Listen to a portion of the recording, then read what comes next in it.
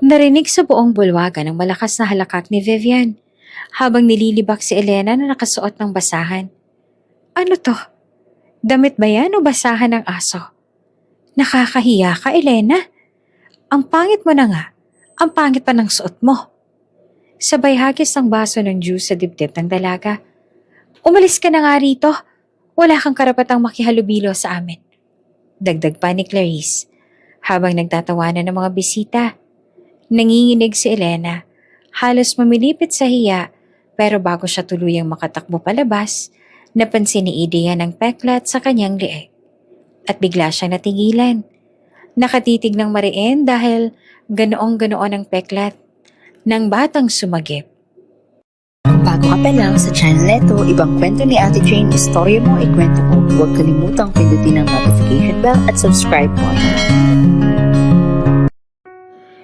Sa isang maliit na bayan sa labas ng Maynila, nakatayo ang lumang bahay ng pamilya ni Don Ernesto.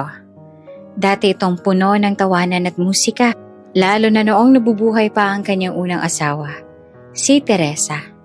Ngunit nang pumanaw si Teresa dahil sa matinding karamdaman, tila nawala na rin ang liwanag sa buong tahanan.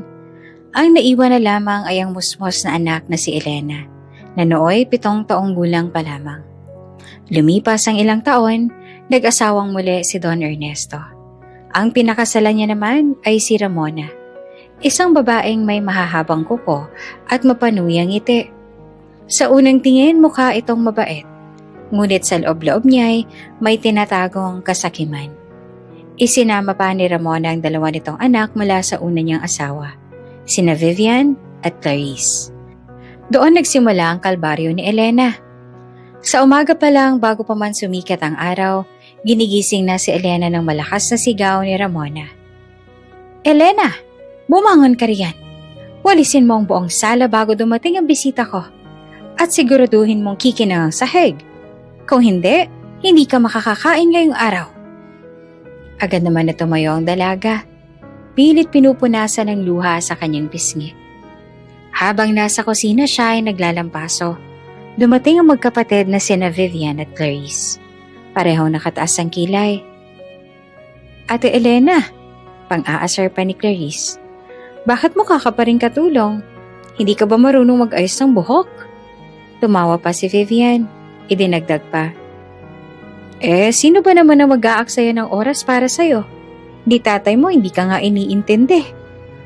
Sa bawat salita, tila ba'y tinutusok ang puso ni Elena. Ngunit pinili niyang manahimik dahil kahit anong gawin niya, wala namang makikinig. Ang ama niyang si Don Ernesto, madalas wala sa bahay at abala sa negosyo.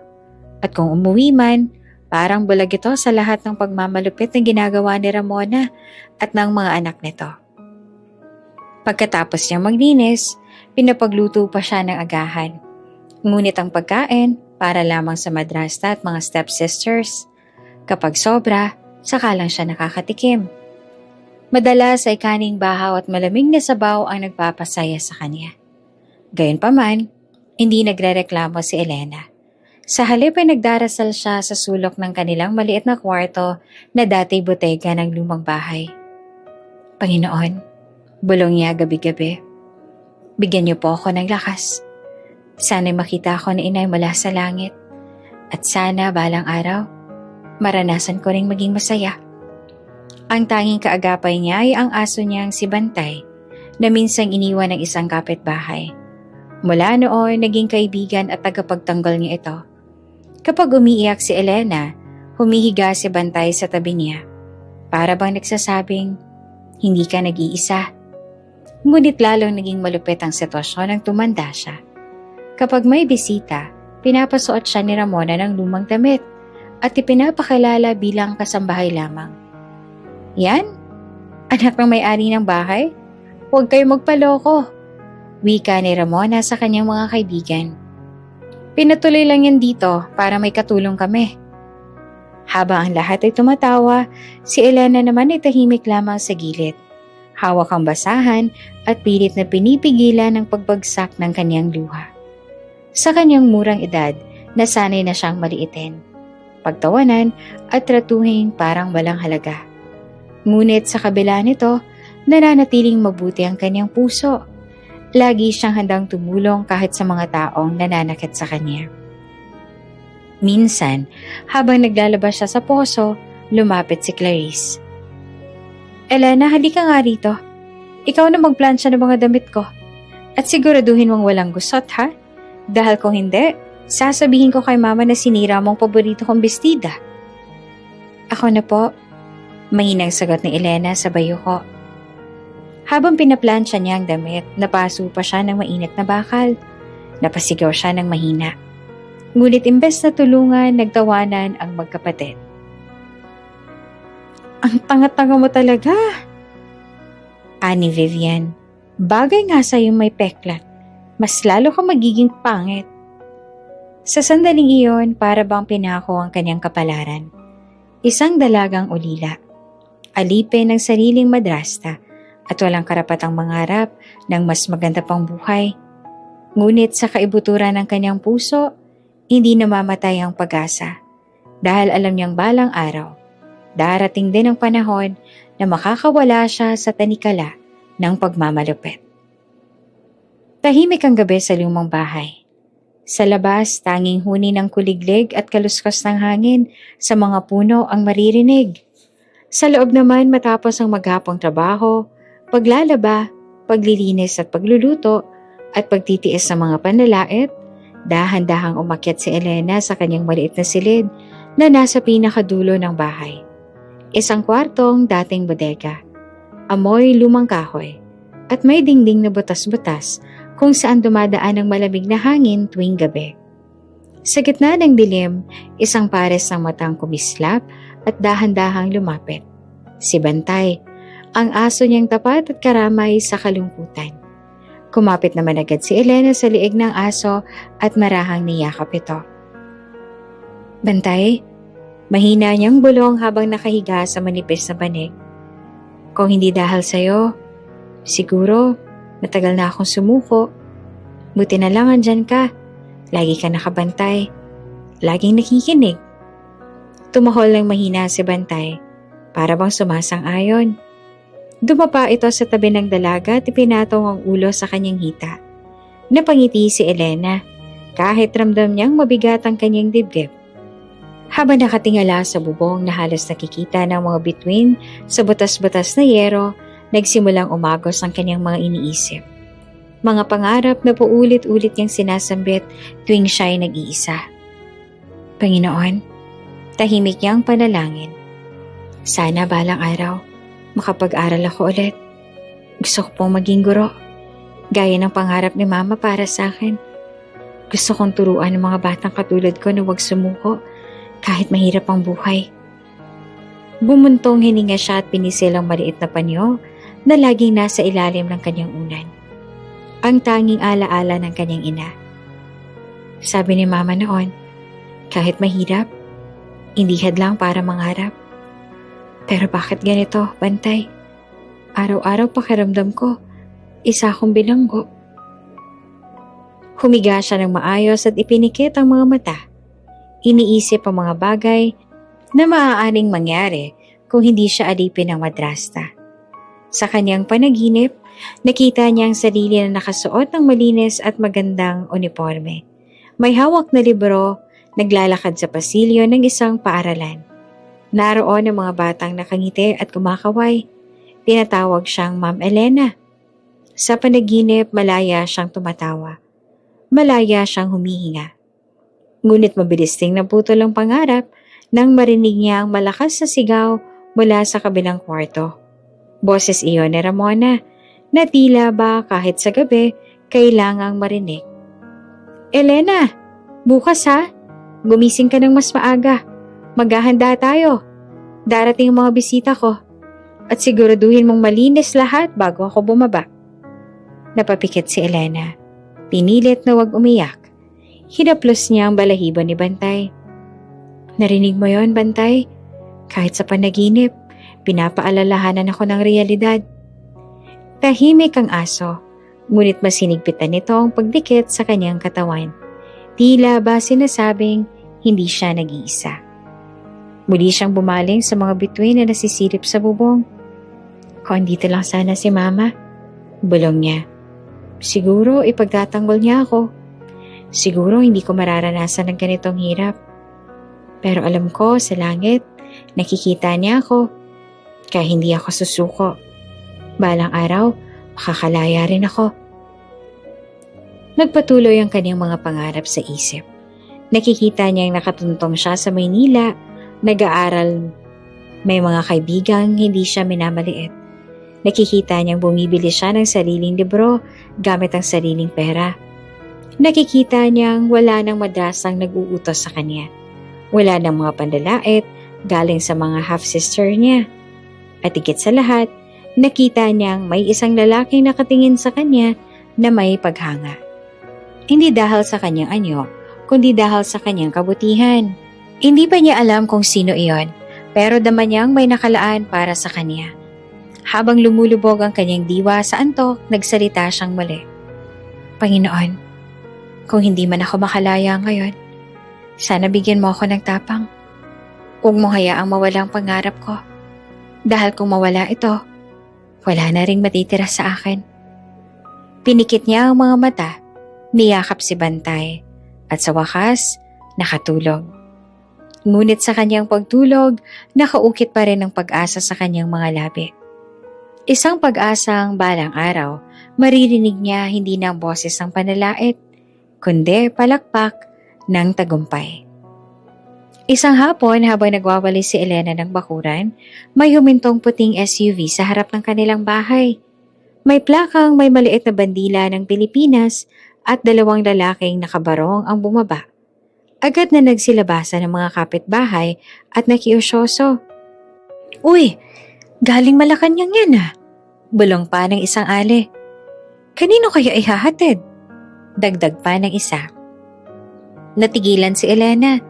Hindi malaman kung tatakbo ba siya o itutuloy ang pagwawalis. Lumapit ang isa sa mga lalaki at kumatok sa tarangkahan. Magandang araw po. May opisyal po na imbitasyon mula sa palasyo para kay Ginang Ramona de Guzman. Magalang nitong wika. Kinuha ni Elena ang sobre na may gintong selyo ng palasyo. Malamig ang kanyang palad habang dinadala ito papasok ng bahay. Mama, may sulat galing Malacanang, sigaw niya. Mabilis na inagaw ni Ramona ang sobre at agad na binuksan. Sa harap ni Vivian at Clarice, binasa niya ng malakas ang nilalaman. Ang pamilyang Ramona de Guzman ay inaanyayahan upang dumalo sa kaarawan ng kaisa-isang anak ng ating Pangulo, si Adrian Ignacio de la Peña. Gaganapin sa Malacanang Grand Ballroom. Halos mapatalon sa tuwa si Vivian at Clarice. Mama, makakapunta na tayo sa Malacanang, sigaw ni Vivian. Diyos ko, si Adrian mismo.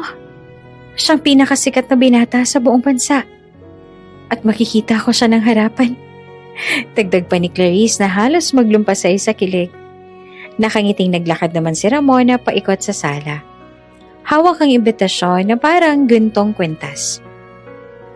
Ito na ang pagkakataon natin. Lahat ng mayayaman at kilala sa lipunan ay nandoon. Kailangan nilang makita na kabilang tayo sa kanila.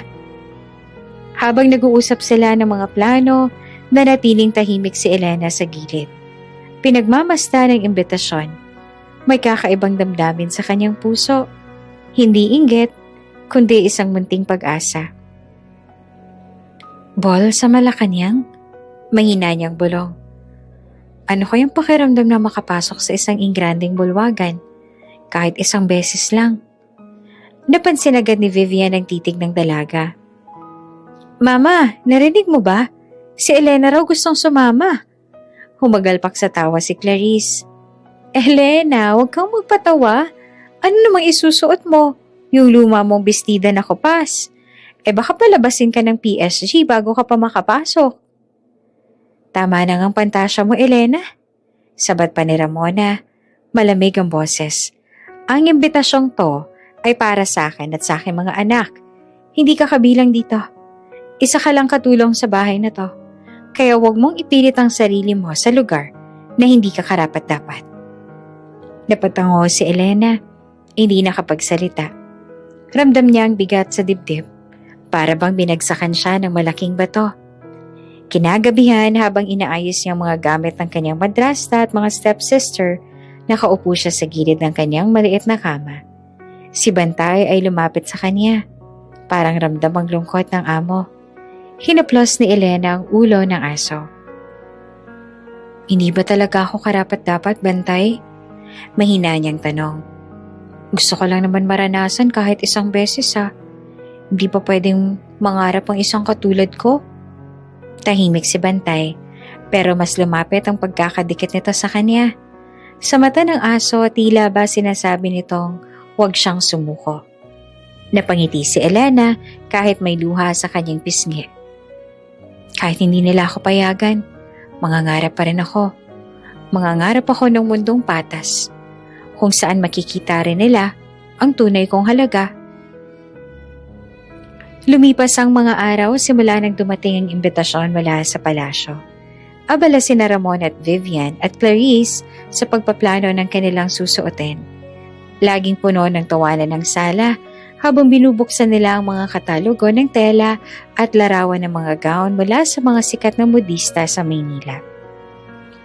Gusto ko ng kulay emerald, Mama, sabi ni Vivian habang nakaharap sa salamin, para tumingkad lalong kutis ko. Ako naman, Mama, pula, sabat pa ni Clarice, para kitang-kita ni Adrian na ako ang pinakamapapansin. Si Ramona naman ay nakaupo sa silyang may sandalan, ngumiti ng mayabang. Huwag kayong mag-alala mga anak, kilala ko ang isang designer sa Makati. Siya ang gagawa ng mga gown natin. Dapat lahat ng matay mapako sa inyo pagdating natin sa Malacanang. Tahimik na nakikinig si Elena habang nag-aayos ng mga baso at tray ng juice para sa kanila. Sa bawat banggit ng mamahaling gown at alahas, pakiramdam niya ay lalo siyang lumalayo sa mundong iyon.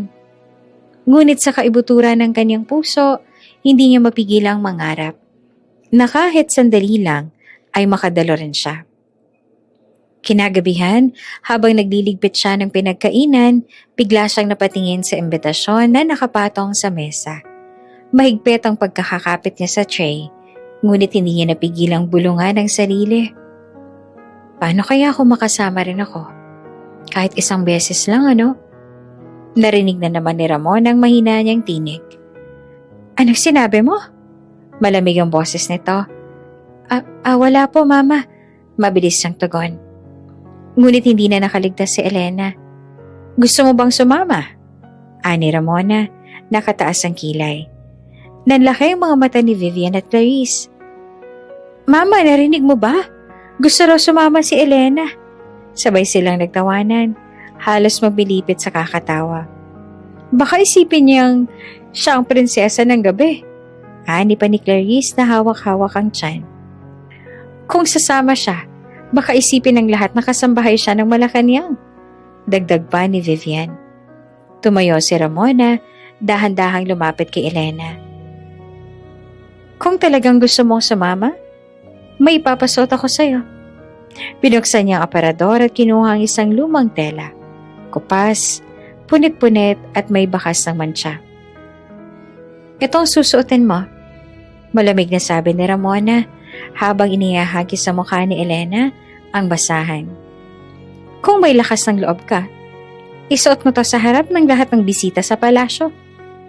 Hagalpak ng tawanan ng magkapatid. Sakto, bagay naman sa kanyang basahan. Sigaw pa ni Vivian. Prinsesa ng mga basahan? Dagdag pa ni Clarice, sabay silang nagtatatalon sa tuwa. Natahimik si Elena. Nakayuko habang hawak ang basahan. Ramdam niyang kumikirot ang kanyang puso. Hindi niya alam kung maiiyak ba siya o tatahimik na lang. Sa kabila ng lahat, pinilit niyang magpakatatag. Salamat po.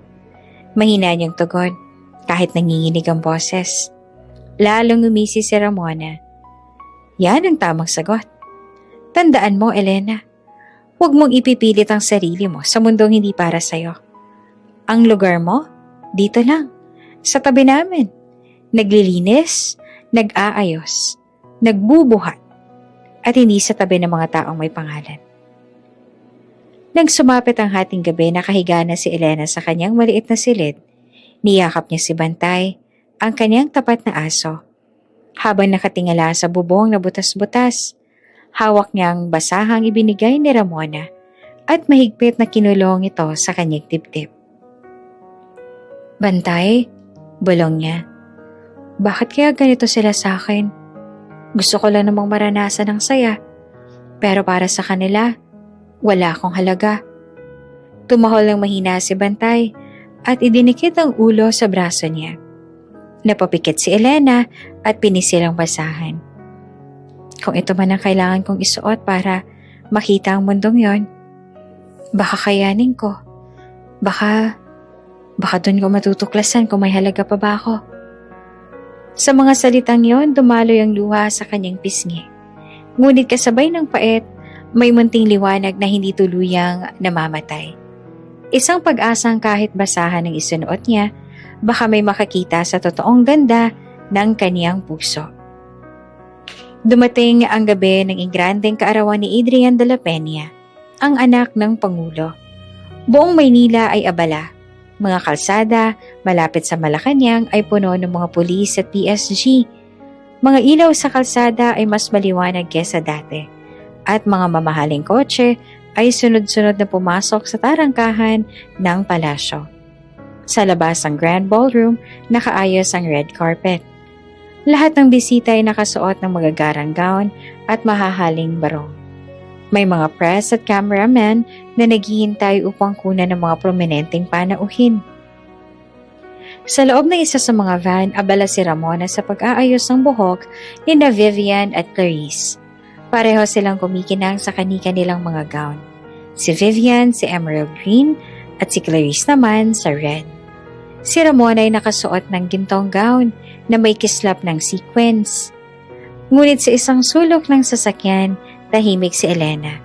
Ang kanyang suot, isang lumang damit na halos basahan na.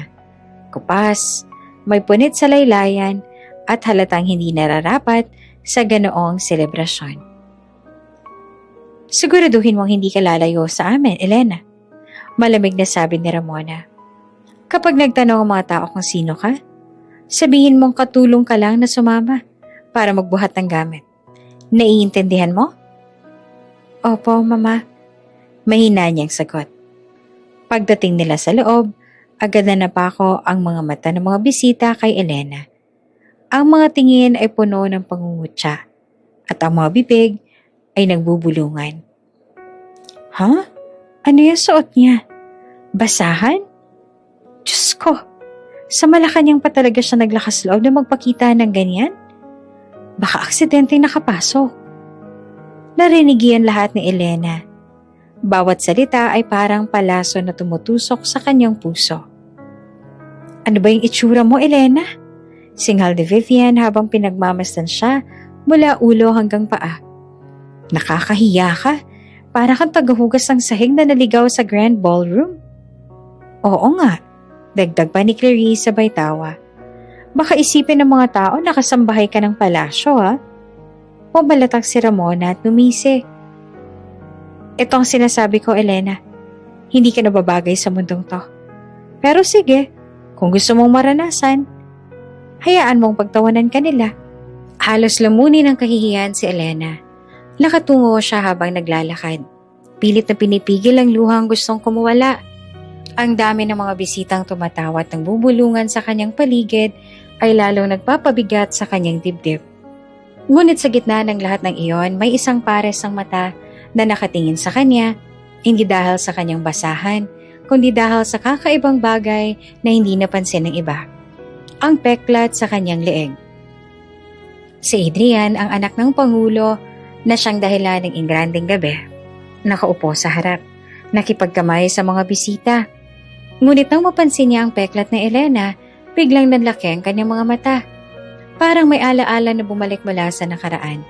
Isang batang babae, basa sa ulan, na tumulong sa kanya noong mutik na siyang malunod sa ilog nung siya'y bata pa.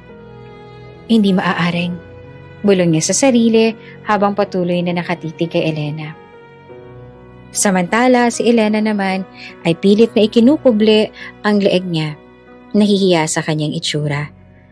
Hindi niya alam na iyon mismo ang magiging dahilan para mapansin siya ng pinakamahalagang tao sa gabi.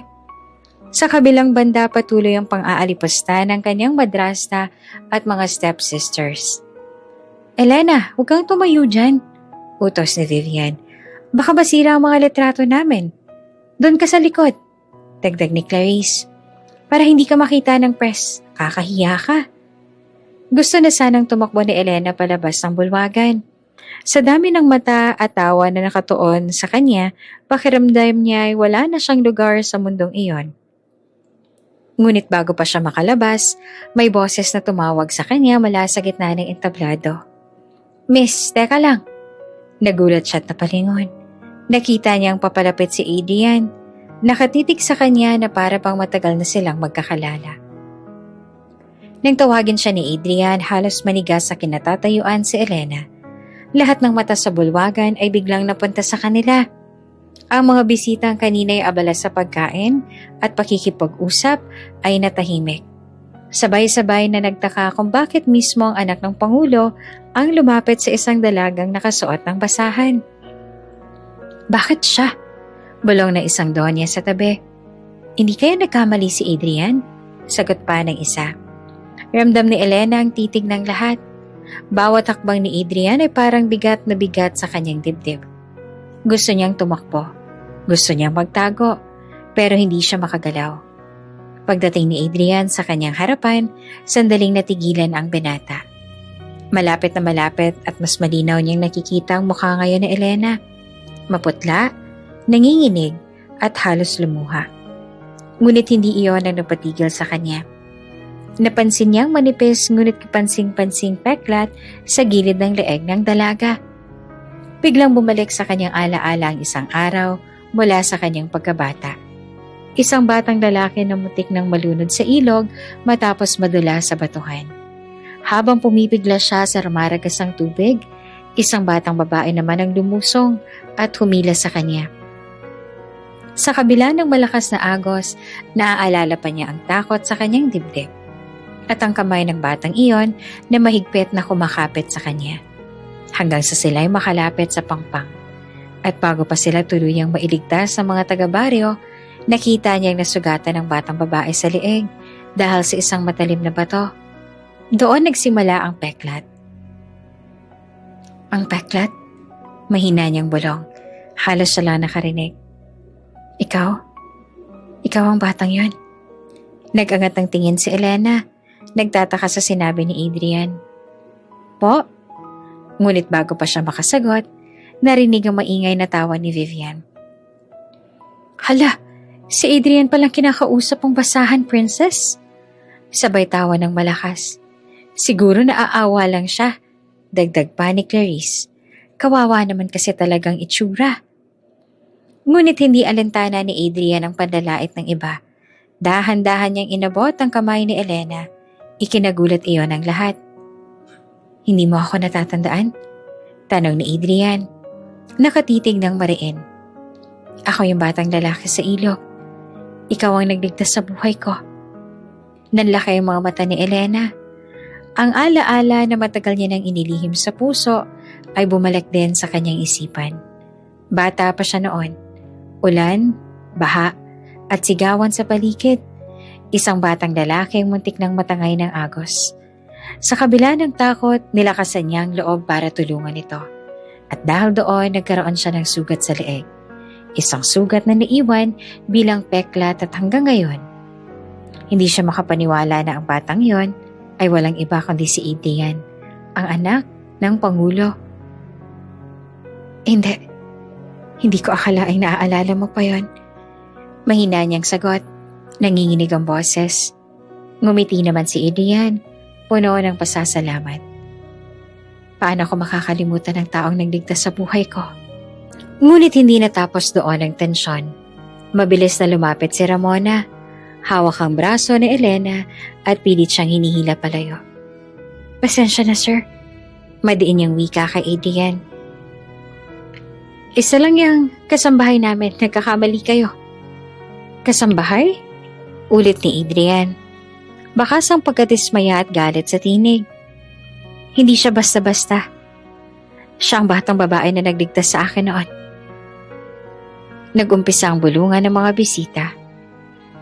Anak ng Pangulo, nakita ang dating nagligtas sa kanya. At yun daw pala yung dalagang mukhang kawawa. Kung totoo nga, aba, ibang usapan ito. Samantala, nanginginig si Elena. Hindi alam ang gagawin. Gusto niya magsalita ngunit natatakot siya sa mga mata ng kanyang madrasta. Hindi totoo yan. Sabat ni Vivian. Siguro nagkakamali ka lang, Adrian. Baka ibang nakita mo. Oo nga, dagdag pa ni Clarice. Hindi pwedeng siya yun. Tingnan mo naman, halatang hindi siya nababagay dito, oh. Ngunit hindi natinag si Adrian. Mas hinigpitan pa niya ang pagkakahawak sa kamay ni Elena. Hindi ako nagkakamali. Kahit saang anggulo ko siya tignan, makikilala ko siya dahil sa peklat na to. At hindi kailanman mabubura ang alaala ng isang taong nagligtas ng buhay ko. Sa mga salitang yon, lalo pang lumalim ang kahihiyan ni Ramona. Pilit niyang pinapangiti ang sarili at iniiba ang usapan. Ngunit halata ang galit at kaba sa kanyang mukha. Si Elena naman ay nagugulahan. Ang buong buhay niya ay puro pangungutya at pandalait. Ngunit ngayong gabi, sa gitna ng mga taong humahamak sa kanya, may isang makapangyarihang tinig na kumilala sa kanya. Higit pa sa lahat ng kanilang masasakit na salita. Hindi niya mapigilang mapaluha. Sa unang pagkakataon, may taong nagbigay ng halaga sa kanya, hindi dahil sa anyo o sa kayamanan, kundi dahil sa ginawa niyang kabutihan noong bata pa siya. Sir, mahina niyang sabit. Halos hindi siya makapaniwala. Ngumiti ang binata.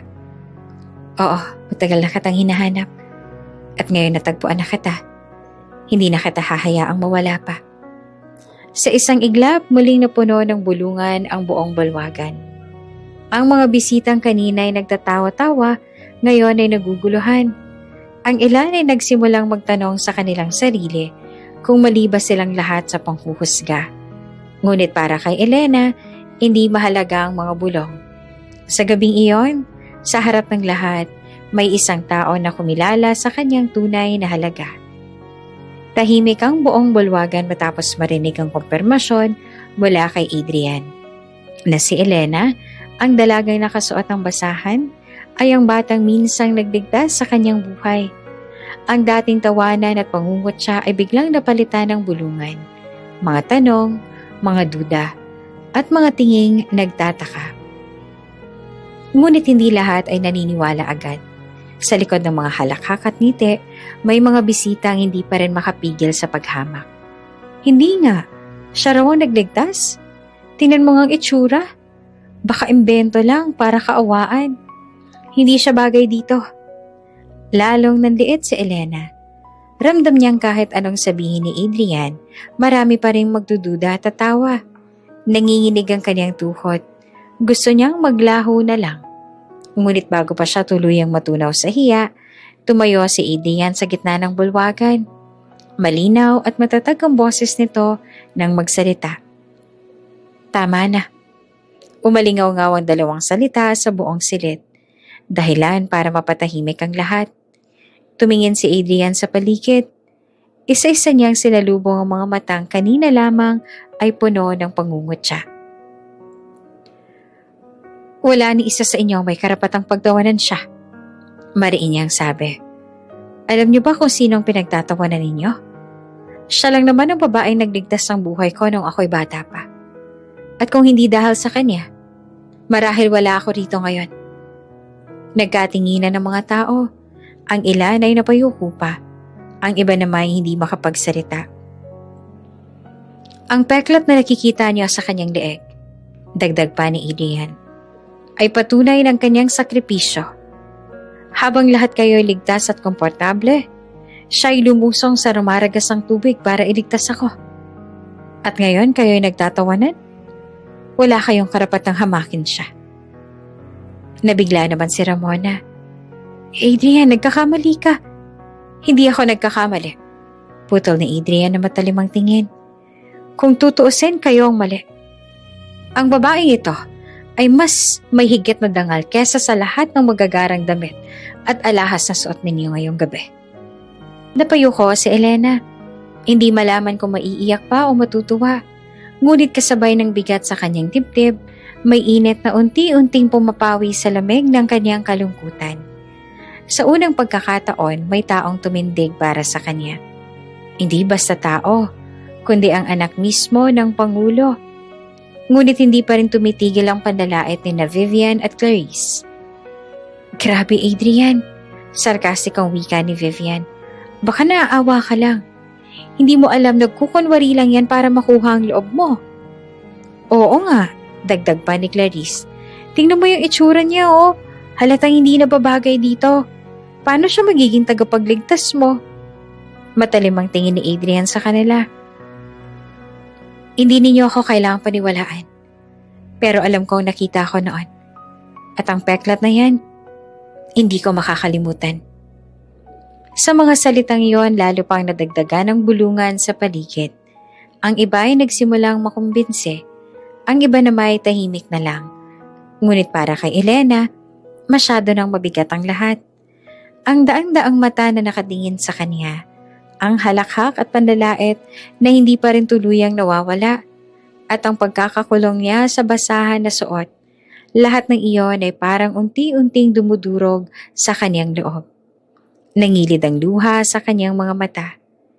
Sir, Adrian, mahina niyang bulong. Salamat pero hindi ko kaya. Bago pa makasagot si Adrian, biglang tumalikod si Elena. Mabilis siyang tumakbo palabas ng bulwagan. Tinatahak ang daan sa gitna ng mga bisita na nagulat sa kanyang pag-alis. Miss, sandali lang, sigaw ni Adrian. Ngunit hindi niya na ito naabutan. Nagtakbuhan pa ang ilang PSG na nagulat sa biglaang eksena. Ngunit pinigilan sila ni Adrian. Huwag ninyo siyang pigilan. Hayaan niyo muna siya. Naiwan si Adrian sa gitna ng entablado. Hawak ang sariling dibdib na tila ba may malaking puwang. Samantalang si Elena sa labas ng ingranding palasyo, tumatakbo sa malamig na gabi. Ang kanyang mga luha ay tuloy-tuloy na dumadaloy. Dalang bigat ng kahihiyan at ang kakaibang sakit na hindi niya alam kung saan nagmula. Sa mga panlalait ba ng lahat? O sa katotohanang siya'y nakilala at ipinagtanggol, ngunit hindi niya kayang panindigan. Madaling araw, hindi mapakali si Adrian sa nangyari kagabi. Sa gitna ng party, natagpuan niya ang babaeng matagal niya nang hinahanap, si Elena. May peklat na siyang nagligtas sa kanyang buhay noon. Ngunit bago pa siya tuluyang makausap, biglang tumakbo ang dalaga palabas ng Grand Ballroom at hindi na muling bumalik. Nasaan ka na ba? Bulong ni Adrian habang nakatanaw sa bintana ng kanyang silid. Ngayon na nakita na kita. Hindi ko hahayaang mawala ka ulit. Tinawag niya ang isa sa kanyang mga aide. Tignan niyo ang mga listahan ng mga imbitado kagabi. Hanapin ninyo ang pangalan niya. Ilang minuto lang bumalik ang aide dala ang listahan. Sir, wala po sa official list ng dalagang iyon. Napatigil si Adrian. Ibig mong sabihin, hindi siya opisyal na inimbitahan? Opo sir, wala po siyang pangalan dito.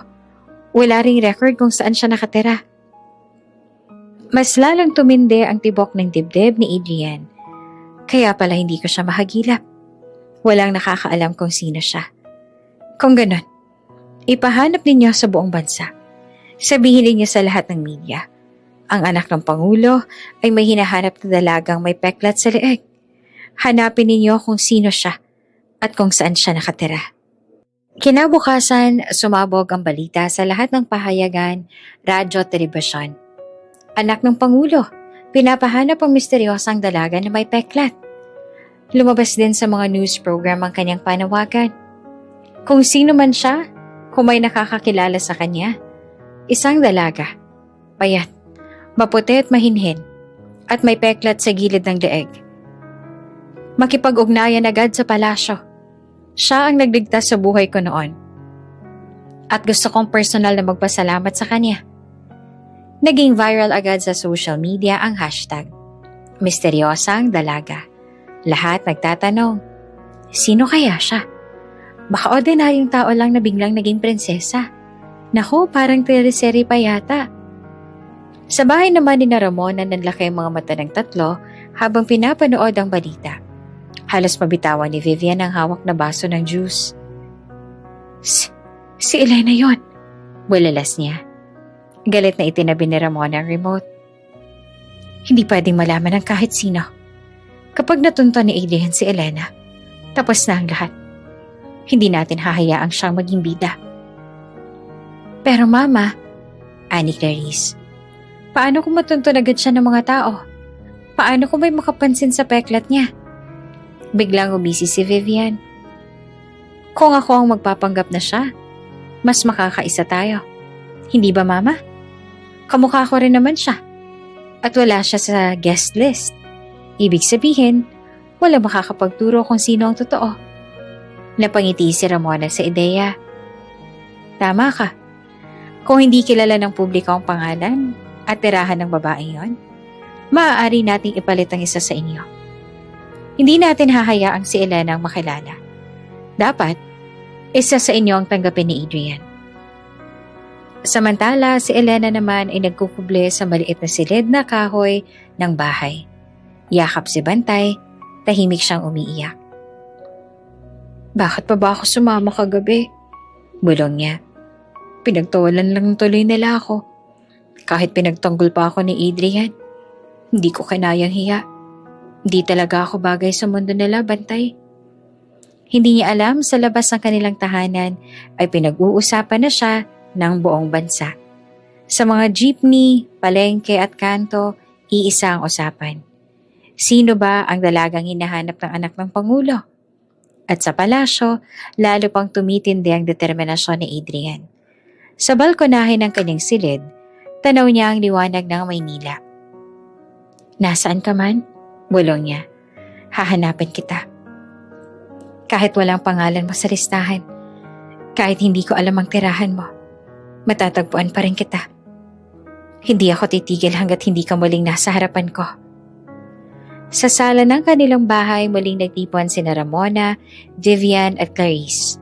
Ang telebisyon ay tuloy-tuloy sa pagbabalita tungkol sa paghahanap ng anak ng Pangulo sa misteryosang dalaga. TV anchor.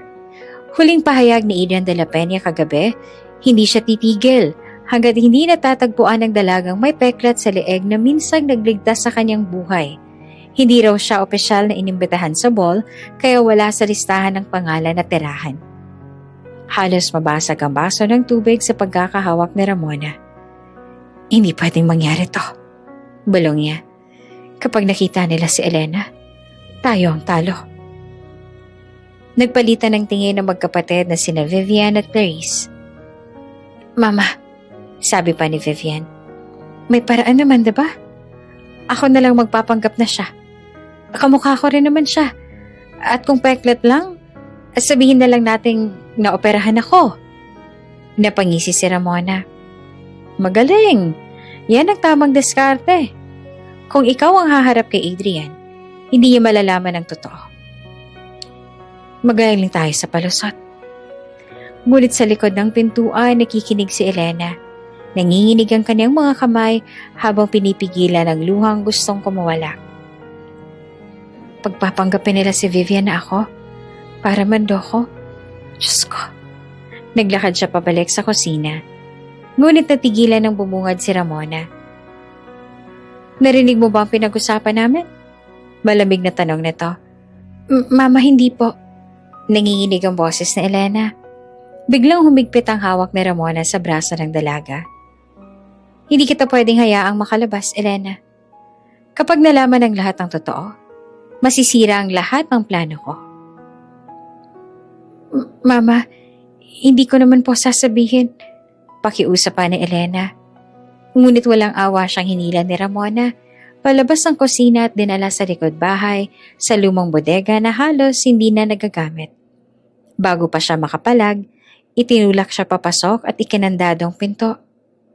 Diyan ka na muna. Malamig na wika ni Ramona. Kung wala ka, wala rin makakapagsabi ng totoo. Mama, pakiusap, huwag niyo po akong ikulong dito. Sigaw ni Elena, kumakatok sa pinto. Ngunit walang sumagot. Ang tanging narinig niya ay ang halakhak ni na Vivian at Clarice. Buti nga sa kanya, Mama, ani Clarice. Doon siya nababagay sa dilim. Tama, dagdag pa ni Vivian. At habang siya'y nakakulong, ako naman ang magiging prinsesa sa mata ni Adrian. Kinabukasan, maaga siyang naghanda. Pinagpustahan ni na Vivian at Clarice kung anong gown ang mas babagay para ipakita siya raw ang misteryosang dalaga. Sa wakas, si Vivian ang isinama ni Ramona papunta sa palasyo.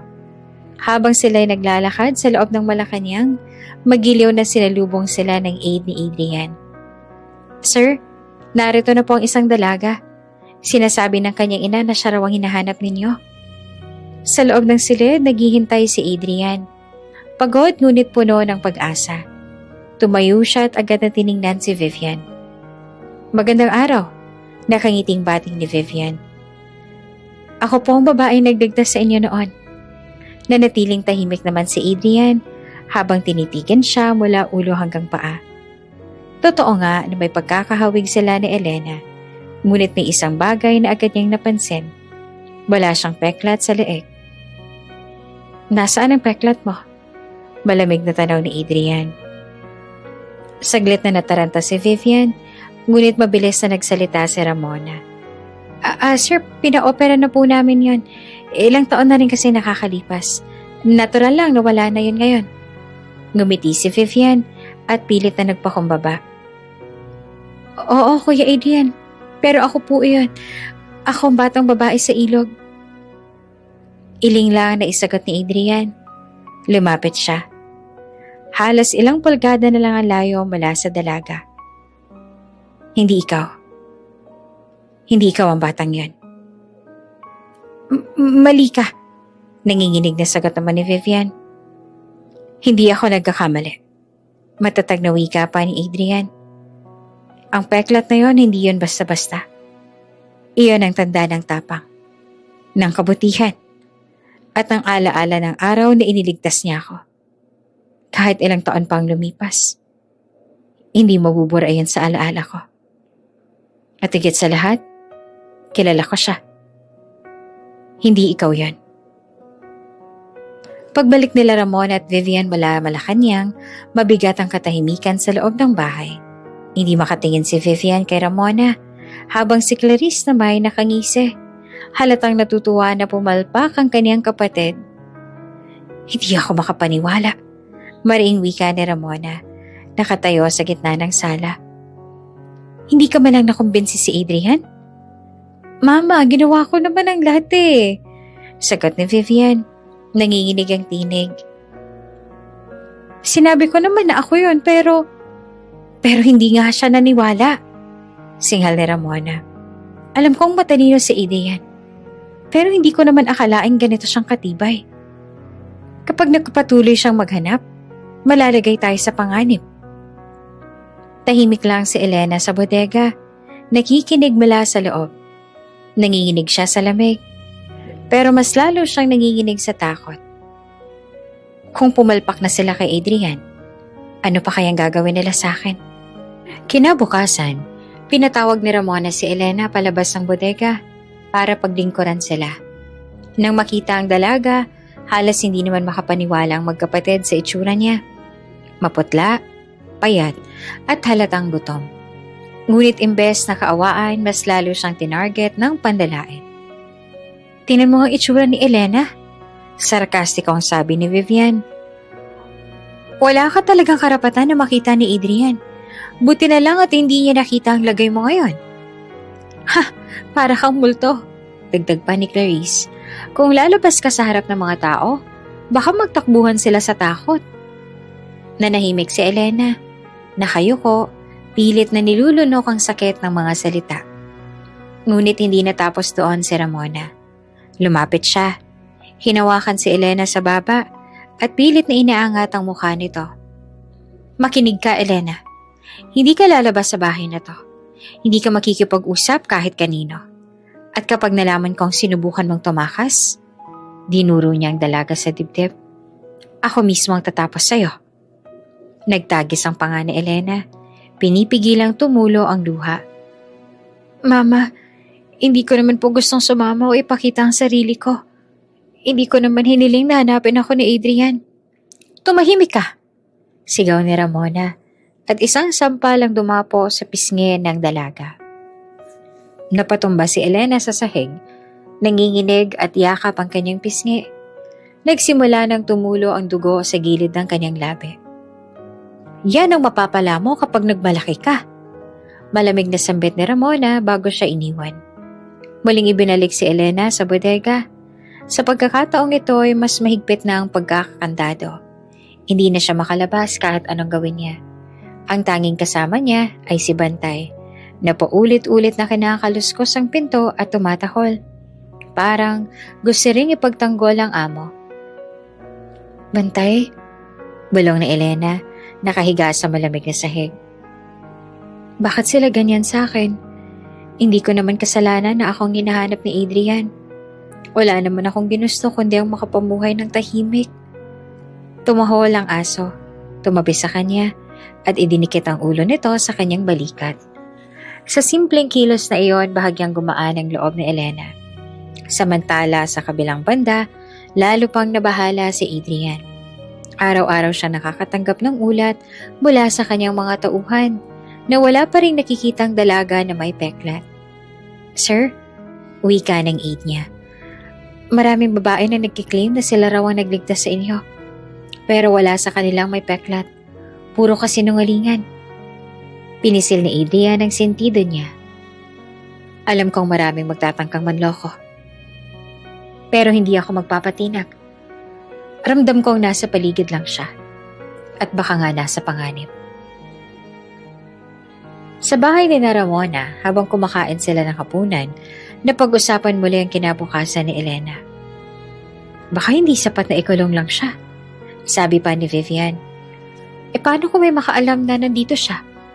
Mas mabuti pa siguro tapusin na lang natin siya. Bulong pa ni Clarice na puno ng panibugo. Kung mawawala siya, wala na rin sa gabal. Napangiti naman si Ramona. Wag muna ngayon.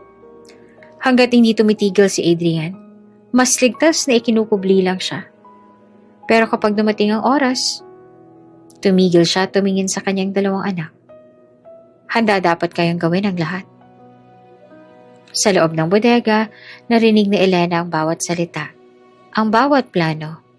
Kumunot ang kanyang noo at sa kabila ng takot, may munting apoy na nagsimulang umapoy sa kanyang puso. Hindi ako pwedeng mamatay dito, bulong niya. Kailangan kong mabuhay. Hindi lamang para sa sarili ko, kundi para patunayan na mali sila. At para muling makita si Adrian. Yumakap siya kay Bantay at sa kabila ng sakit ng katawan, pinikit ang mga mata. Isang dasalang bumuo sa kanyang puso. Panginoon, bigyan mo po ako ng lakas. Hindi ako susuko. Hindi pa dito nagtatapos ang kwento ko. 3 araw na ang lumipas mula na magsimula ang paghahanap kay Elena. Ngunit wala pa ring resulta.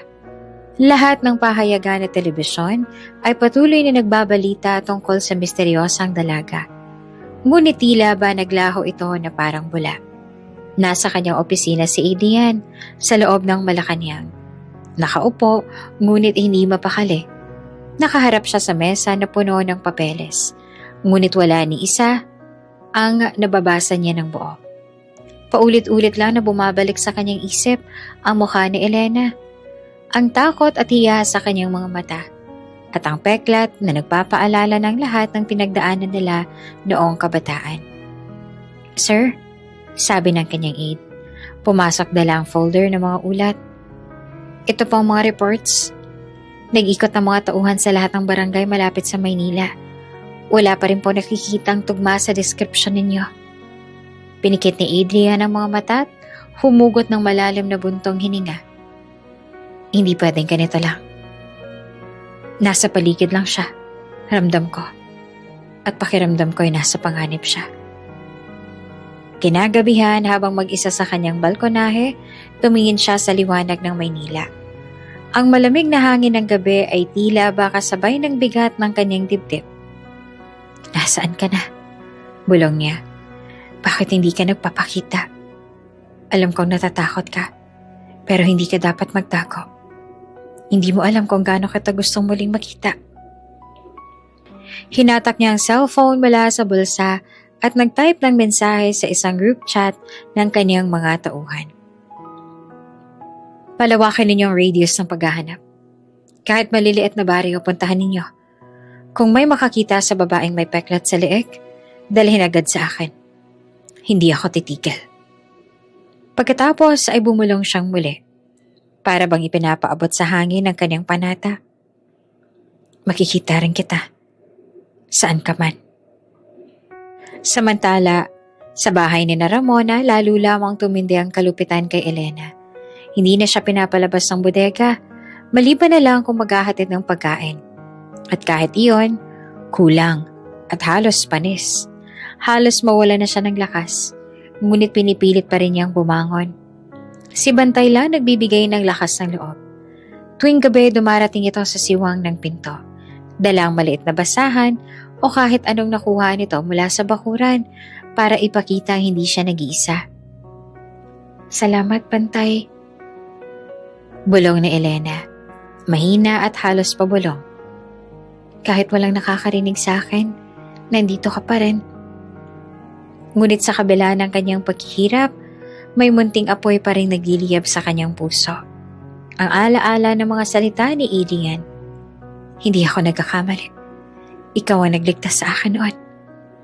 Habang tumatagal ang mga araw, lalong hindi naman mapakali si Adrian. Ang kanyang mga tauhan ay nagsimulang magduda. Sir, sabi ng isa sa kanyang opisyal sa isang pulong. Baka ho maling impormasyon lang ito. Baka hindi talaga siya mapapansin. Marami hong babayang pwedeng mag-claim, pero agad siyang pinutol ni Adrian na matalim ang boses. Hindi. Siya ang hinahanap ko. Hindi ako nagkakamali. Kahit saan siya naroon, hahanapin ko siya. Tumahimik ang buong silid. Walang naglakas loob na sumagot pa. Isang gabi pinatawag ni Adrian ang kanyang matalik na kaibigan at chief of staff na si Marco.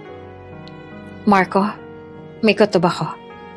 Wika niya habang nakatanaw sa labas. Alam kong hindi lang basta nagtatago si Elena. Ramdam ko, may pumipigil sa kanya. Parang may bantang nakapaligid sa kanya. Kung ganon, mas lalong hindi tayo dapat tumigil. Sagot ni Marco. Magdagdag tayo ng tao. Kung may nagtatago man sa kanya, lalabas at lalabas din ang totoo. Tumango si Adrian, matatag. Oo, hindi ako titigil hanggat hindi siya ligtas. Samantala sa dilim ng bodega, si Elena ay nakahiga. Mahina at gutom. Ngunit sa kanyang puso, may mga salitang paulit-ulit na umaalingaw-ngaw. Makikita rin kita, kahit saan ka pa. At kahit hindi niya alam, sa parehong oras, iyon din ang eksaktong panata ni Adrian mula sa kanyang balkonahe. Dalawang pusong pinaglalayo ng kasinungalingan at kalupitan, ngunit pinagbubuklod ng iisang pag-asa na muling magkikita sila, anuman ang mangyari. Tahimik ang hating gabi sa bakuran ng mga de Guzman. Nakakulong si Elena sa madilim na bodega, iyakap ang kanyang mga tuhod, habang si Bantay ay nakahiga sa tabi ng pinto. Tumatahol, paminsan-minsan, para bang binabantayan siya. Bantay, bulong ni Elena, mahinang tinig. Kung pwede lang, sana may makaalam na ng totoo. Parang nakarinig ang aso ng dasal ng kanyang amo. Kinamot nito ang lumang kahoy ng pinto, umalulong, at sa isang iglap, nakahanap ng maliit na siwang sa gilid ng dingding. Kahit gasgasin ang katawan, pilit siyang sumuot. At sa wakas, nakatakas si Bantay palabas ng bakuran. Kinabukasan, abala si Adrian at ang kanyang convoy sa pag-iikot sa mga barangay. Halos sumuko na ang kanyang mga tauhan sa paulit-ulit na pagtatanong. Sir, sabi ng isa, ilang araw na tayo naghahanap pero wala pa ring leads. Baka kailangan nating magbago ng approach? Hindi sumagot si Adrian. Ang mga mata niya ay nakatingin sa malayo, parang may inaabangan. At hindi nga siya nagkamali. Biglang sumulpot ang isang aso mula sa kanto. Mabilis na kumaripas patungo sa kanila. Napahinto ang convoy. Tumalo ng aso, sabay tahol. Halos dumiretso ito kay Adrian. "Sir, dahan-dahan!" Sigaw ng isang bodyguard. Ngunit itinuro ni Adrian ang aso. Nanlaki ang kanyang mga mata. "Bantay?" Mahina niyang sabi. "Hindi ako pwedeng magkamali. Siya ang aso ng dalagang yon." Lumapit ang aso at agad na kinawag-kawag ang buntot. Parang tuwang-tuwa na makita siya. Hinaplos ni Adrian ang balahibo nito at biglang bumalik sa kanyang alaala ang mga panahong bata pa siya, ang araw na naligtas siya sa ilog. Naaalala niyang may asong katulad nito na sumama kay Elena. Nagbabantay sa pampang habang sinisikap siyang hilahin ng dalagita palabas ng tubig. "Hindi ako maaring magkamali," ulit niya. Halos nangingilid ang luha sa mga mata. Ito nga ang aso niya. Ito si Bantay. Tumahol muli si Bantay. Kumaripas ang takbo palayo, ngunit saglit na lumilingon. Parang sinasabi, "Halika, sumunod ka sa akin." "Sir," sabi ng aide, "parang gusto niya tayong dalhin sa isang lugar." "Kung ganon," mariing sagot ni Adrian, "sundan natin siya. Siyang susi para mahanap si Elena." Sa loob ng bodega, napansin ni Elena na wala na nga si Bantay. Nagtaka siya at kinabahan. "Bantay, nasan ka?" bulong niya. Ngunit sa kanyang puso, biglang sumilay ang mumunting pag-asa. Baka may ginagawa siya para iligtas ako. Samantala, abala na si Ramona sa loob ng bahay. Hindi pa niya napapansin na nakatakas ang aso. "Siguraduhin ninyong walang makakakita kay Elena." Utos niya kina Vivian at Clarice. "Kung may makakaalaman, tapos tayo." Ngunit sa labas, mabilis na tinatahak ni Bantay ang mga eskinita, habang si Adrian at ang kanyang convoy ay sumusunod. Sa bawat hakbang, ramdam ni Adrian na palapit na siya ng palapit sa katotohanan. Nang sumapit ang gabi, huminto si Bantay sa isang kanto. Tumahol at muling kumaripas. "Sir," sabi ng bodyguard, "sigurado ba kayong aso lang sinusundan natin?" "Hindi lang basta aso," mariing sagot ni Adrian. "Siya ang gabay ko. Siyang magdadala sa atin kay Elena." At habang sinusundan nila si Bantay, alam ni Adrian sa kanyang puso. Sa wakas, nasa tama na siyang landas. Dumiretso si Bantay papunta sa direksyon ng bahay ni Ramona. Ramdam ni Adrian, malapit niya nang matagpuan si Elena. Dumagundong ang bawat takbang ni Adrian habang sinusundan si Bantay sa makipot na eskinita. Malakas ang tibok ng kanyang dibdib.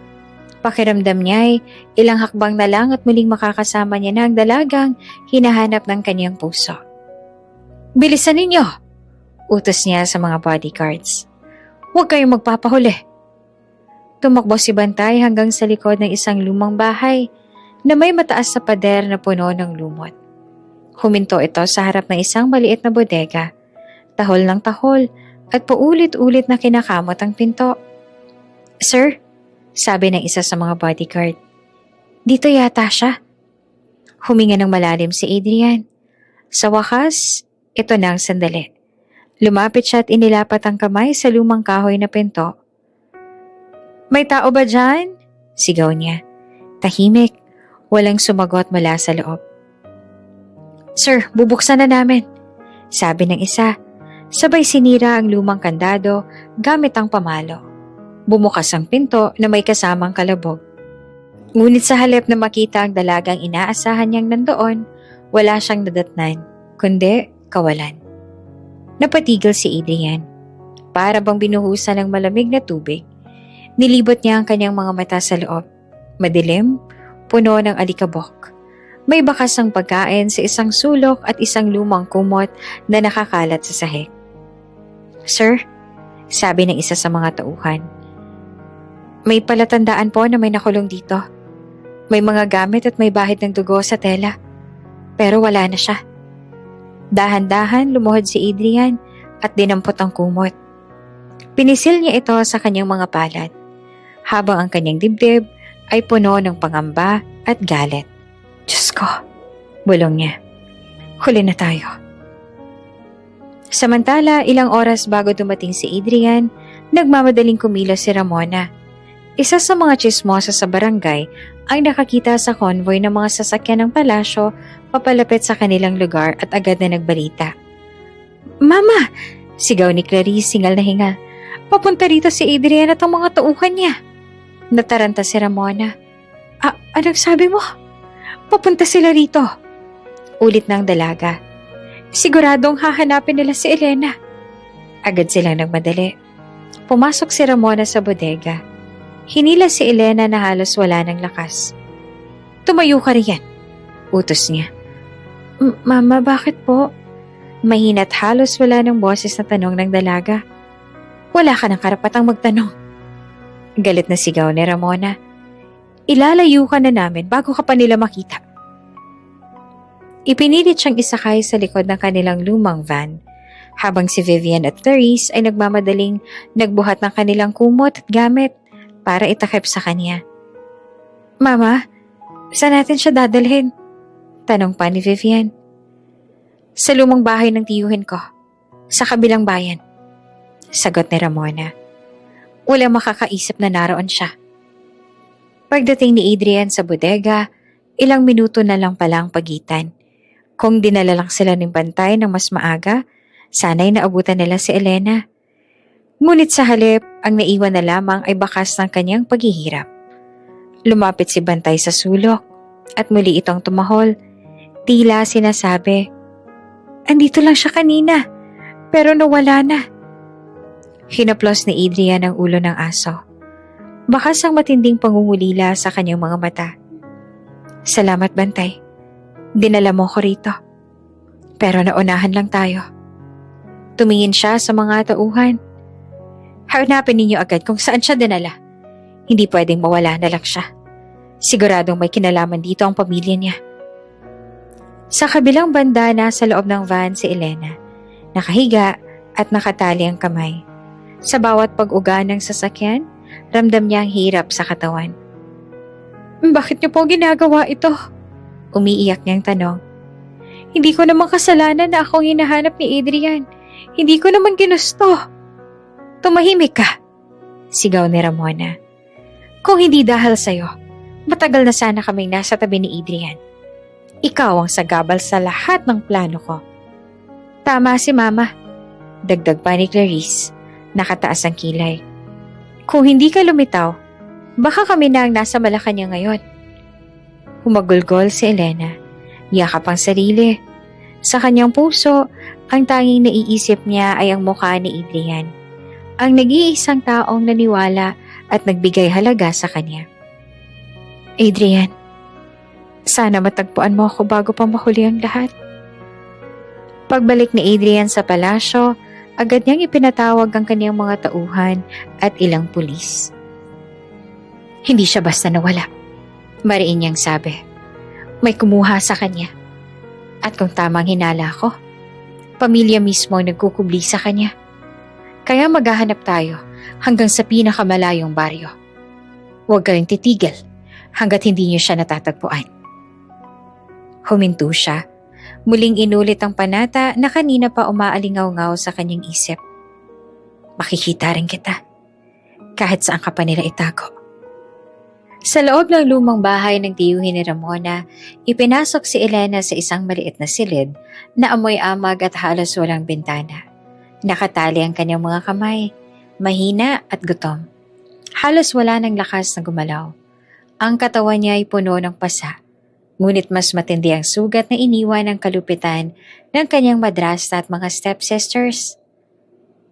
Mama, sabi ni Clarice habang naglalakad sila palabas ng silid, hanggat buhay siya, may panganib pa rin mabubuking ang plano natin.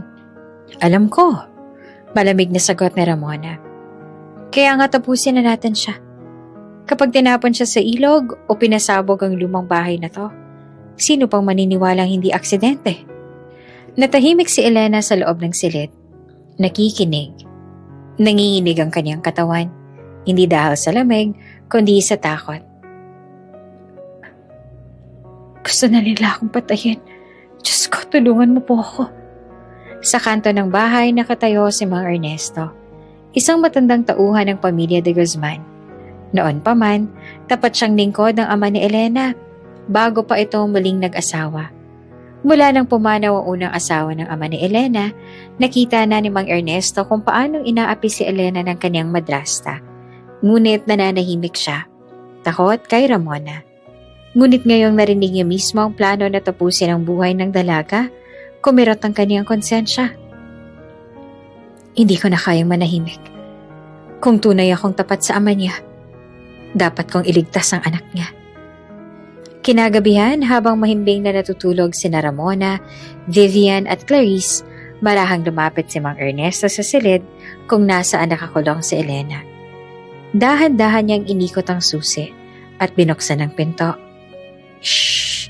Ma'am Elena, mahina niyang tawag. Ako ito si Mang Ernesto. Huwag kang maingay. Nalaki ang mga mata ni Elena, nanginginig. Mang Ernesto, anong ginagawa niyo rito? Baka makita kayo ni Mama. Anak, pigil niya at nangingilid ang luha. Hindi ko na kaya makita kang pinapahirapan nila. Naging tapat ako sa iyong ama noon. At ngayong wala na siya, ikaw ang obligasyon ko. Ililigtas kita. Pero, paano po? Halos hindi naman makapaniwala si Elena. May nilabas siyang maliit na susi at kutsilyo. Tatanggalin ko ang tali mo, pero kailangan mong maging matapang.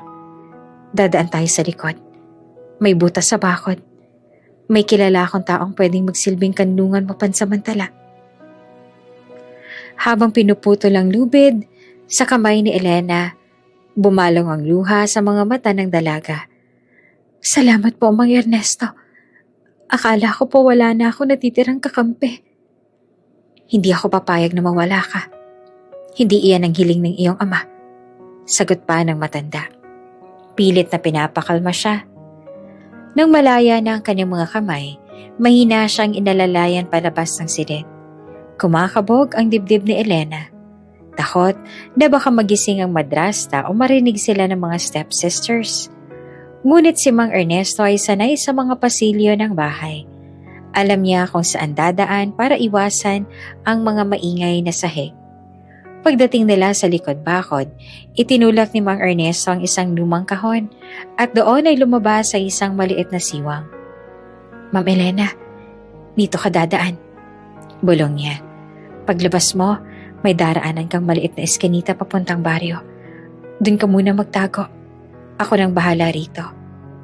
Ngunit nag-atubili si Elena. Mang Ernesto, paano po kayo? Kapag nalaman nilang kayo nagpalaya sa akin, baka kayo po ang pagbuntunan. Ngumiti siya bagamat bakas ang lungkot. Matanda na ako. Wala na akong kinatatakutan. Ang importante, ligtas ka. Iyon ang utang ko sa ama mo.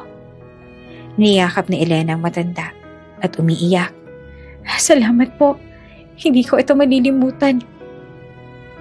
Paglabas niya sa siwang, sinalubong siya ni Bantay na matagal na nag-aabang. Tumahol ito ng mahina at agad na lumapit sa kanya, parang sinasabing, sa wakas, malaya ka na. Bantay, bulong ni Elena, hinaplos ang ulo ng aso. Salamat at nagtagpuan mo din ako. Ikaw at si Mang Ernesto, kayo lang ang hindi ako iniwan. Samantala, nagising naman si Ramona mula sa kanyang silid. Parang may narinig siyang kakaibang ingay mula sa bakuran. Tumayo siya at lumapit sa bintana at sumilip. Ngunit wala naman siyang nakita. Tanging si Mang Ernesto lamang na nagbabalik sa kusina na kunwari umiinom ng tubig. Siguro imahinasyon ko lang.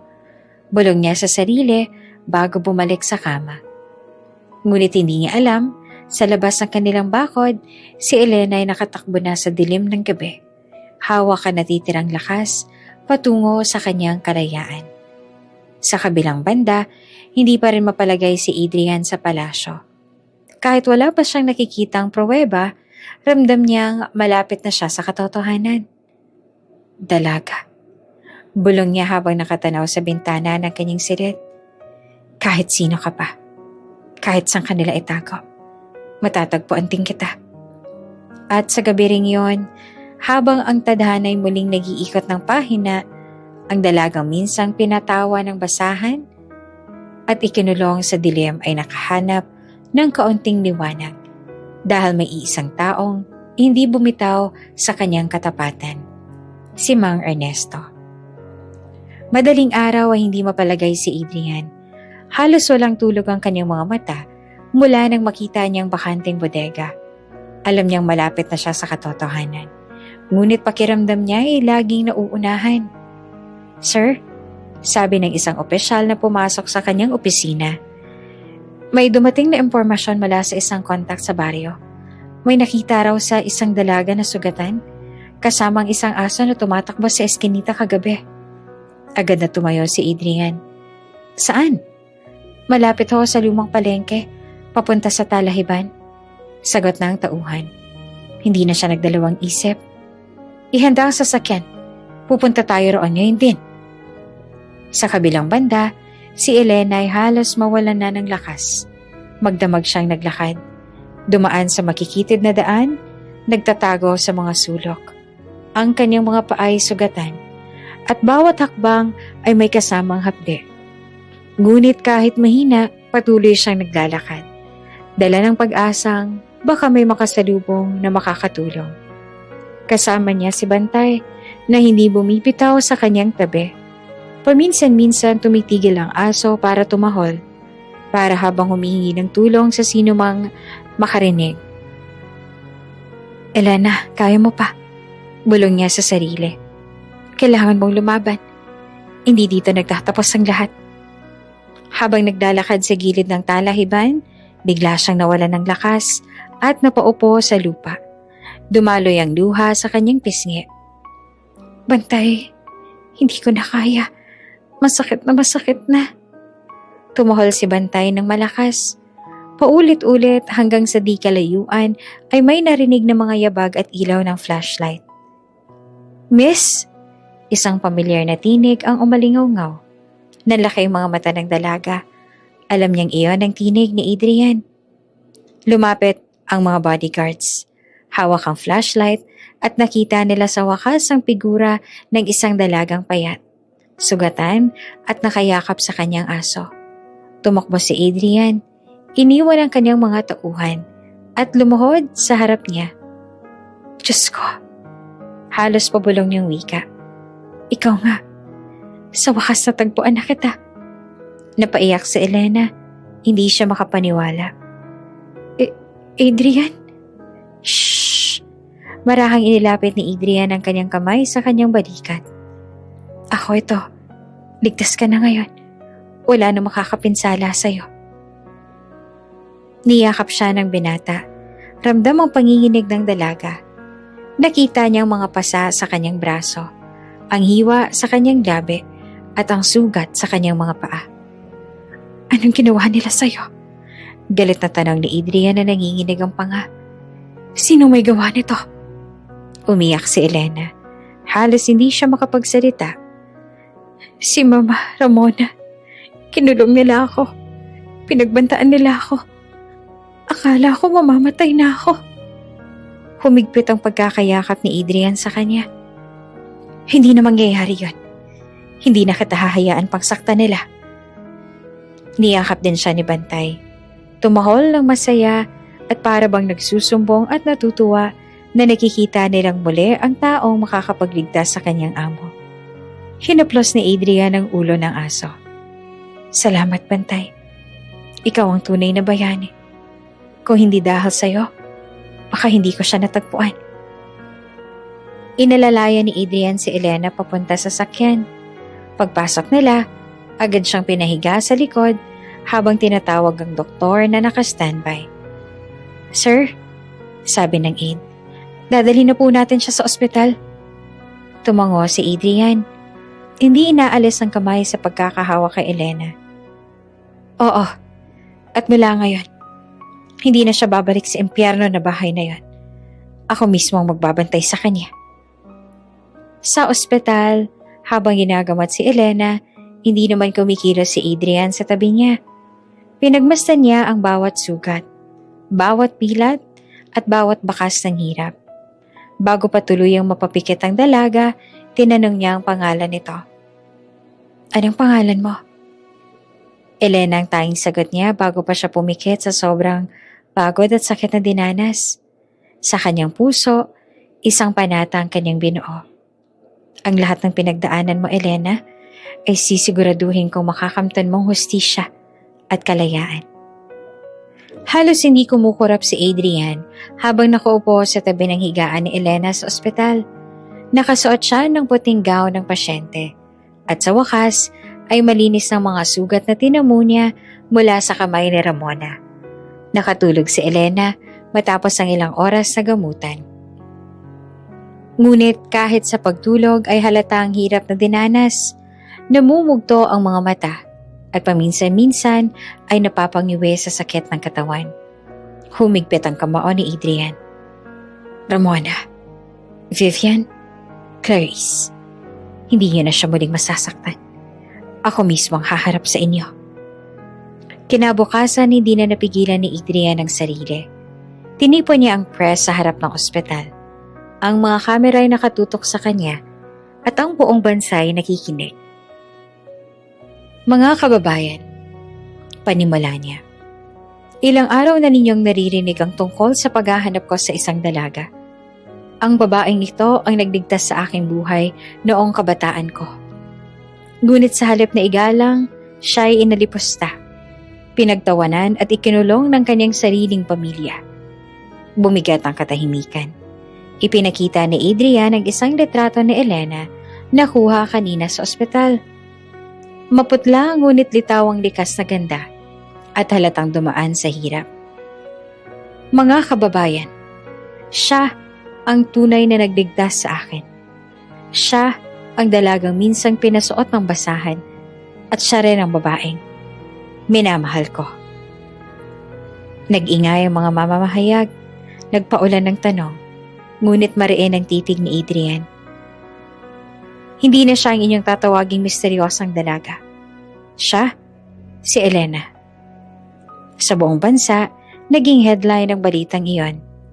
Anak ng presidente, nahanap ang dalagang nagligtas sa kanya. Dating pinagtawanan, ngayon ay pinagmamalaki. Elena, tapat na pag-ibig ni Adrian.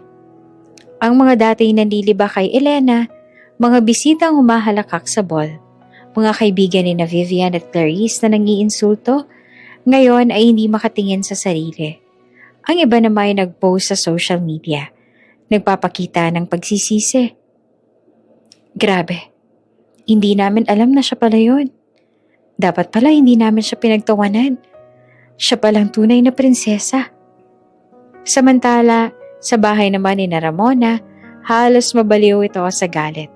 At habang pinapanood ang balita sa telebisyon, hindi pwedeng siyang bida. Sigaw niya at hinahampas na naman ng mesa. Pero mama, ani Vivian na nanginginig, hindi ba tama siya? Si Elena talagang may peklat. Tumahimik ka, singhal ni Ramona. Wala na tayong magagawa. Pero hindi ako papayag na siyang maging reyna ng lahat. Ngunit kahit anong sigaw at galit nila, hindi na nila mapipigilan ang katotohanan. Ang buong bansa ay kakampi na kay Elena. Pagbalik sa ospital, nagising si Elena. Nakasalubong niya ang mga mata ni Adrian. Bakit? Bakit mo ginagawa to? Mahina niyang tanong. Dapat wala na akong halaga. Basura lang ako sa kanila. Shhh! Inilapit ni Adrian ang kanyang kamay sa pisngi niya. Huwag mo nang uulitin yan. Wala kang kasalanan. Hindi ka basura, Elena. Ikaw ang babaeng nagligtas ng buhay ko. Ikaw ang dahilan kung bakit ako buhay ngayon. Tumulo ang luha sa mata ni Elena. Akala ko, hindi na ako makakalaya. Pero nandito ka. Paano mo ako natagpuan? Hindi ko alam ang pangalan mo. Hindi ko alam kung saan ka nakatira. Sagot ni Adrian, bakas ang tapat na damdamin. Pero alam ko sa puso ko, nahahanapin at mahahanap kita. At totoo nga, natagpuan kita. At mula ngayon, hindi na kita pakakawalan. Tumahol si Bantay na nakahiga sa paanan ng kama. Tila sumasang-ayon. Napatawa si Elena sa gitna ng luha. Tapat ka nga talaga, Bantay. Kung wala ka, baka wala na rin ako ngayon. Hinawakan ni Adrian ang kamay ni Elena. Elena, matagal na kitang hinahanap. At ngayon nandito ka na. May aaminin ako. Nanlaki ang mga mata ni Elena na nakikinig. Hindi lang pasasalamat ang nararamdaman ko para sa'yo. Wika ni Adrian. Mula noong bata pa ako, dala-dala na kita sa puso ko. At ngayong muli tayo nagtagpo, alam kong ikaw ang matagal ko nang hinihintay. Mahal kita, Elena. Napatakip ng kamay si Elena sa kanyang bibig. Nangingilid ang luha. Adrian, totoo ba yan? Totoong totoo. Sagot niya at marahan siyang niyakap. At ipinapangako ko, hindi ka na muling masasaktan. Sa sandaling iyon ay parang nawala ang lahat ng sakit at pait sa puso ni Elena. Sa unang pagkakataon, naramdaman niyang may taong handang lumaban para sa kanya. Hindi bilang isang katulong, hindi bilang alipin ng madrasta, kundi bilang babaeng karapat-dapat mahalin at igalang. At sa labas ng ospital, naghihiyawan ng mga tao. Dala ng balitang kumalat sa buong bayan. Ang dalagang minsang pinasuot ng basahan ay siya palang tunay na pag-ibig ng anak ng presidente. Hindi na mapigilan ng bagyo ng balita matapos ang pag-amin ni Adrian sa ospital. Kinabukasan, lahat ng pahayagan at programa sa telebisyon ay nagtutulungan sa iisang kwento. Elena, ang dalagang inalipusta, siya palang tagapagligtas ng anak ng presidente. Kasabay nito ay lumabas din ang mga ebidensya ng kalupitan ni Ramona at ng kanyang mga anak. Mismo ang mga kapitbahay ang lumapit sa media at naglahad ng mga nasaksihan. Palagi nilang ginagawa siyang katulong. Pinapasuot nila ng basahan at pinapahiya. Nakita ko pong ang kinulong siya sa bodega.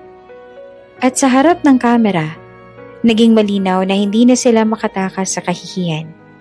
Sa isang press conference, pinanood ng buong bansa habang inilabas ang pahayag ng Malacanang.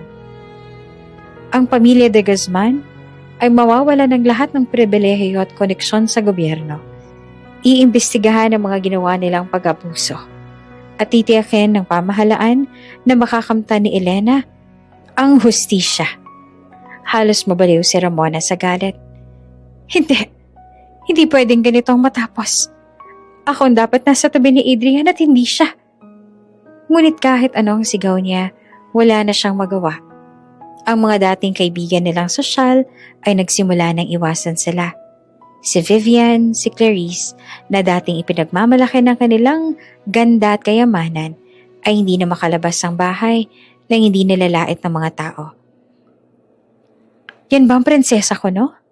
Mga mapang-abusong plastik. Sigaw ng isang matandang babae sa palengke. Isang gabi, habang nakaupo si Ramona sa lumang sala ng kanilang bahay, napahawak siya sa kanyang ulo. Wala ng pera, wala ng koneksyon, wala na rin kaibigang nakikinig. Paano nangyari to? Bulong niya, halos mawala ng lakas. Dahil lang kay Elena. Ngunit sa sulok ng kanyang isipan, alam niyang siya mismo ang may sala. Ang bawat sigaw, ang bawat sampal, bawat pagkakakulong kay Elena, lahat ng iyon ang bumalik sa kanya bilang parusa ng tadhana. Samantala sa ospital, nakaupo naman si Adrian sa tabi ni Elena. Habang nakatanaw sila sa labas, maririnig nila ang mga tao sa kalye na nagtataasan ng mga banner at placard. Mabuhay si Elena! Ang tunay na prinsesa ng bayan! Hindi naman maiwasang mapaluhan ni Elena. Hindi ko akalain na darating ang araw na hindi na nila ako pagtatawanan, kundi kikilalanin. Hinawakan ni Adrian ang kanyang kamay dahil ito ang hostisya, Elena. Hindi kailanman magtatagumpay ang kasamaan. Ang madrasa at mga stepsisters mo, nakuha na nila ang hatol ng bayan. Naiwan silang walang halaga. Habang ikaw, ang babaeng minsang pinasuot ng basahan, ngayon ay kinikilala na ng lahat. Sa kabilang banda, sina Vivian at Clarice ay nagbabangayan. Ikaw kasi, kung hindi mo pinilit na magpanggap, baka hindi tayo napahiya ng ganito. Sigaw ni Clarice. At ikaw naman, hindi ka tumigil sa panlalait kay Elena. Lalo lang tayo nadidiin. Sagot ni Vivian. Nag-away silang magkapatid at si Ramona ay tahimik na nakatingin. Tuluyan ang nawala ng lakas. Wala nang natira sa kanila kundi kahirapan at pagsisisi. Isang hapon, naglakad si Elena sa hardin ng ospital kasama si Bantay. Sa tabi niya ay naroon si Adrian, hindi bumibitaw sa pag-aalay. Adrian, mahina niyang sabi. Parang ang bilis ng lahat ano? Dati ako'y alipan ng madrasa. Ngayon ay parang bumaliktad ang mundo. Ngumiti si Adrian. Iyan ang tinatawag na paghihigante ng tadhana. Kapag inosente ka tapat, babalik sa iyo ang lahat ng nararapat. At ang mga umaapi, silang luluhod sa bigat ng kanilang kasalanan. Niyakap niya si Elena at sa unang pagkakataon, naramdaman ng dalaga na malaya na siya sa tanikala ng nakaraan. Makalipas ang ilang buwan, gumaling na si Elena mula sa mga sugat at pasa ng mapait na nakaraan. At sa bawat araw na lumilipas, lalong lumalalim ang pagmamahala nila ni Adrian. Sa wakas, dumating ang araw na kanilang hinihintay. Ang araw ng kanilang kasal. Sa loob ng katedral, nagtipon ng libo-libong tao. Ang mga bulaklak ay nakakapalaman sa bawat gilid. Puti at ginto ang tema ng dekorasyon.